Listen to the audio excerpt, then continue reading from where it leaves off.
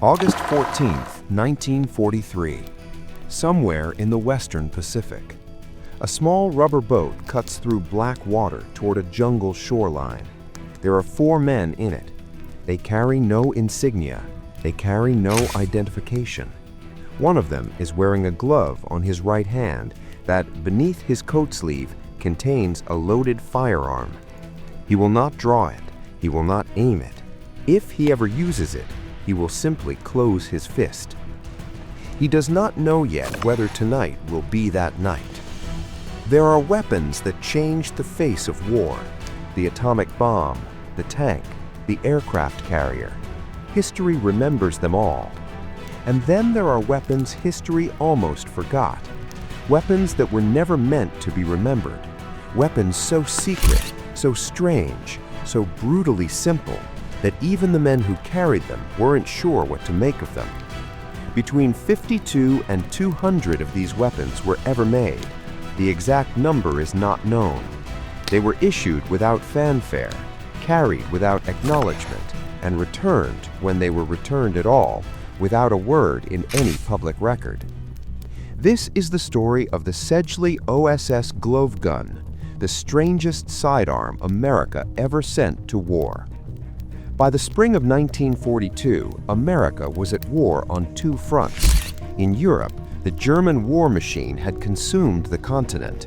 In the Pacific, Imperial Japan had struck the United States at Pearl Harbor and was now moving with terrifying speed across island after island, sea after sea.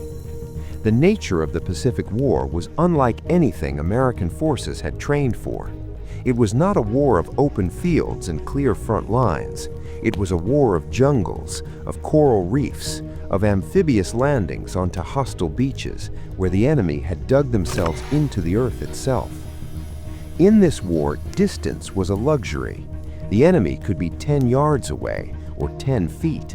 In the islands and atolls of the Pacific, combat had a closeness, a terrible intimacy that conventional military doctrine had never prepared soldiers to face. It was in this context, in the shadow of crisis, in the urgency of a war that was going badly, that the Office of Naval Intelligence and the fledgling Office of Strategic Services sat down to ask a very uncomfortable question. What do you give a man when his hands must be empty, but he may need to kill? The year was 1942. Philadelphia's Sedgley Company had a reputation for precision arms manufacture. They had built weapons for the Navy. They understood the cold language of firearms design, stress tolerances, feed reliability, trigger pull weights. They knew guns. But the brief they received from the Office of Naval Intelligence was unlike anything in their catalog. The requirement was this: a single-shot firearm chambered in .38 Special. It had to be worn on the hand. It had to fire on contact, pressed directly against the target. It had to be capable of being triggered by a natural, unremarkable motion, a closed fist, a punch. The lead designer was a man named Stanley M. Hite. What he came up with was, by any conventional measure, the strangest sidearm in American military history. The Sedgley hand firing mechanism Mark II. It would come to be called many things: the glove gun, the fist gun, the punch pistol. Its official Navy designation sounded like industrial hardware, which was exactly the point. Designed to be unrecognizable as a weapon to anyone who didn't already know what they were looking at. The mechanism mounted on the back of a sturdy cowhide work glove. The barrel was short and smooth-bore, no rifling, no pretension of precision. A break-action design, like a single-shot shotgun in miniature, allowed the user to load 1 round of .38 Special, or .38 WS, close the barrel, cock the mechanism, and slide their entire hand beneath a coat sleeve. To every observer in the room, unarmed, the trigger bar protruded just forward of the barrel. To fire, the wearer simply closed his fist and pressed it against the target. The bar compressed, the gun fired. At contact range, the .38 Special round was lethal with near-perfect reliability. 1 shot, one chance, up close enough to feel the other person's breath. The weapon was not designed for Seabees alone, nor purely for OSS spies. It was intended for any Navy or Marine personnel who might find themselves in the kind of close-quarters scenario the Pacific War was producing with grim regularity. A boarding action, a beach landing gone wrong, a moment where a raised hand needed to mean something other than surrender. The man in the rubber boat was not yet 23 years old. He had grown up in coastal Georgia, the son of a fisherman. He knew boats, he knew water, he knew how quickly the sea could turn. When he volunteered for the Navy's beach jumper program in early 1943, he understood that the work would be dangerous. He did not fully understand yet what dangerous meant in the Pacific. The beach jumpers were deception specialists. Their job was chaos. Arriving ahead of amphibious landings, they used electronic equipment, noisemakers, and sheer audacity to convince Japanese coastal defenders that the main assault was coming from a different direction. They were, in their own words, a distraction that sometimes went ashore. That summer, their unit was assigned support duties to an OSS intelligence operation. The details of that operation, its target, its objective, its outcome, remain classified. What the declassified record shows is the broader shape of these missions. Small teams, Japanese-controlled territory, movement at night, no identification, no support if compromised. He would describe in the kind of spare language that men who have seen real danger tend to use the first time he was issued the glove. The issuing officer put it on the table, and I thought it was a joke. I said, "What is that?" He said, "That's your sidearm." I said, "Sir, that is a glove." He said, "Put it on." I put it on. He showed me how to load it, how to break it, how to close it. He told me the range was contact only, meaning I had to be close enough to touch. I told him that sounded like the worst gun I'd ever seen. He said, "It's not a gun, it's a last resort." I thought about that a long time. For most of the mission, the glove stayed under his sleeve and stayed quiet. The team moved, they observed, they reported. The standard work of intelligence gathering in hostile territory. Terrifying, grinding, and mostly silent. But on the fourth night, moving toward the extraction point, the trail narrowed. A sentry stood at the point where it was impossible to go around. There was no time to retreat, no cover wide enough. The sentry had not yet seen them, but he would in seconds. The team leader signaled, no firearms, no sound. He approached from the left. He closed his fist. He pressed it forward. The sentry did not call out. The team reached their extraction point before dawn. The mission was marked successful. He never wrote about that night again, not in his letters home, not in any document that survived the war's long paper trail. He mentioned the heat, the mosquitoes, the taste of sea rations. He did not mention the glove. To understand the Sedgley glove gun is to understand something important about the Pacific War specifically, and about covert warfare generally. It was not designed to win firefights. It was designed for a precise and limited purpose: the elimination of a target at point-blank range with the element of surprise in circumstances where no other weapon could plausibly be carried. The standard sidearm issued to American servicemen in World War II was the M1911A1, a .45 caliber semi-automatic pistol. It was reliable, powerful, accurate at reasonable range. It was also 8.5 inches long, 2.5 pounds loaded, and impossible to hide anywhere except a holster.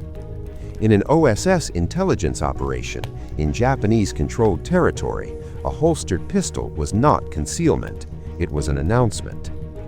The glove gun offered something the 1911 could never provide: the appearance of an unarmed man, hands up, nothing to declare, the deadliest thing in the room, completely unseen. This was the tactical philosophy the OSS had studied and refined from the earliest days of the war. Not firepower, deception. the ability to be, at the moment of maximum danger, exactly what your enemy expected to see, harmless. The glove gun was designed for scenarios the military imagination of 1942 was only beginning to map. Japanese guards boarding Allied vessels, beach landings where a defender might need a last resort weapon while appearing to comply, agents moving through occupied port cities where a bulge under a jacket was a death sentence. In each of these scenarios, the calculus was the same: one shot, up close, when all other options had failed. The glove gun was not a weapon of war, it was a weapon of the last possible moment. Between 52 and 200 units of the Sedgley hand-firing mechanism were manufactured during World War II. Historians debate the exact number. Official production records were never made fully public, and much documentation was destroyed or classified in the post-war period. The weapon had limitations its designers acknowledged openly. One round, contact range only. Reloading in an active situation was functionally impossible. The break-action mechanism took both hands and several seconds under ideal conditions, and combat offered neither. Any agent who fired the glove gun and missed, or needed a second shot, was left with a piece of decorated leather and nothing else. This is why it was always a last resort, not a primary weapon, not a fighting tool, a final option, kept beneath the sleeve and hoped against right up until the moment it was needed. The Sedgley glove gun disappeared from official record almost immediately after the war ended. The Navy's designation, hand-firing mechanism Mark II, was quietly retired. No operational reports were ever released. No after-action summaries acknowledged the weapon's existence for the better part of 50 years. Surviving examples appear at auction perhaps once a decade. They sell for extraordinary prices, not because they were particularly effective by conventional standards, but because they represent something that almost no other object from the war can claim. They represent the outer edge of what human ingenuity will reach for when the stakes are absolute. Its resurrection in popular consciousness came, as so many strange histories do, through fiction. Quentin Tarantino's 2009 film *Inglourious Basterds* featured OSS operatives deploying the glove gun for exactly the purpose it had been designed: concealed assassination, up close, in occupied territory. For most viewers, it appeared to be a filmmaker's invention, something too strange to be real. It was real, every detail of it. In 1987, a Naval Historical Center researcher sat down with a beach jumper veteran as part of a broader oral history project. They spoke for 3 hours. The veteran described his training, his unit, the PT boats, the island heat. Near the end of the interview, the researcher asked whether he had ever been issued any unusual equipment during his service. The veteran was quiet for a long moment. Then he said, "There was a glove. I wore it a few times. I only used it once. I hope whoever made it understood that. Once was enough." No confirmed kill has ever been attributed to the Sedgley glove gun in any declassified document. Whether that silence reflects the rarity of its use or simply the depth of the secrecy surrounding it, no historian can say for certain. What is known is this: between 52 and 200 were made. Fewer still survived, and of those who wore them, who loaded one round, closed the barrel, and waited with their hands in the air, almost none ever spoke. History remembers the weapons that won the war. It rarely asks what the other ones cost. The Sedgley OSS hand-firing mechanism Mark II was manufactured between 1942 and 1945 by the Sedgley Company of Philadelphia. Exact production numbers remain unknown. Surviving examples are held in private collections and select military museums.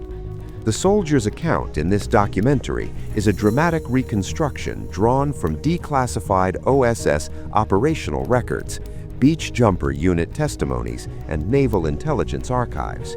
No single individual story has been verified. No confirmed combat use of the weapon has been declassified. The Soviet KGB developed a conceptually similar contact weapon in the post-war period.